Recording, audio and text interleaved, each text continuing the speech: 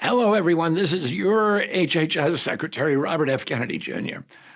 I want to speak to you today about a controversial issue that could directly impact you and your family during a global health emergency. Last year, the World Health Organization's governing body made some far-reaching amendments to its international health regulations, otherwise known as the IHR regulations. These regulations establish the legal framework that gives countries rights and responsibilities for managing public health events with global impact. The deadline to reject these amendments is next week, and we are rejecting them. So I'd like to explain to you why. The first reason is national sovereignty. Nations who accept the new regulations are signing over their power in health emergencies to an unelected international organization that could order lockdowns, travel restrictions, or any other measures it sees fit. In fact, it doesn't even need to declare an emergency. Potential public health risks are enough for it to initiate action. If we're going to give the WHO that much power, we should at least invite a thorough public debate, especially since the agreement is an official treaty and it bypasses the U.S. Senate, which plays a key role in ensuring major international commitments receive proper democratic oversight. To make matters worse, the new regulations employ extremely broad language that gives the WHO unprecedented power. They require countries to establish systems of risk communication so that the WHO can implement unified public messaging globally. That opens the door to the kind of narrative management and propaganda and censorship that we saw during the COVID pandemic. We don't want to see that kind of system institutionalized even further. The agreement also contains provisions about global systems of health IDs, vaccine passports, and a centralized medical database. It lays the groundwork for global medical surveillance of every human being. Maybe if the WHO were an infallible authority, untainted by industry influence, we would consider accepting the new regulations.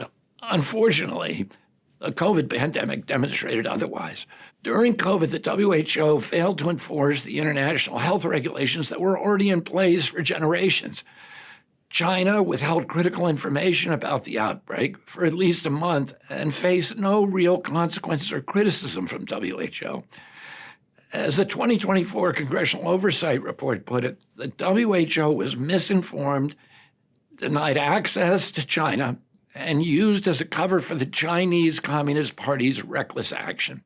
These and other atrocities make one thing clear: we must strengthen national and local autonomy to hold global organizations in check and to restore a real balance of power. Underneath all the bureaucratic language, what's at stake here is a vision for our future. Are we going to be subjects to a technocratic control system that uses health risks and pandemic preparedness as a Trojan horse to curtail basic democratic freedoms?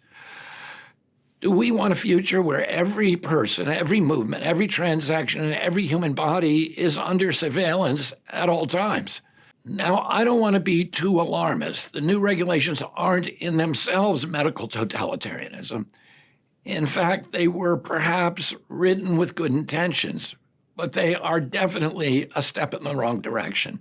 That's why we're rejecting the amendments, not only on behalf of our own citizens, but the whole world.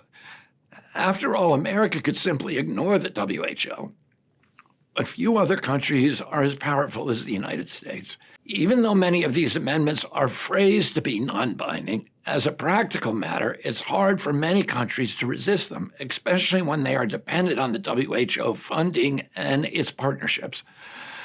That's why we're taking leadership to stop an agreement that's bad for the entire world.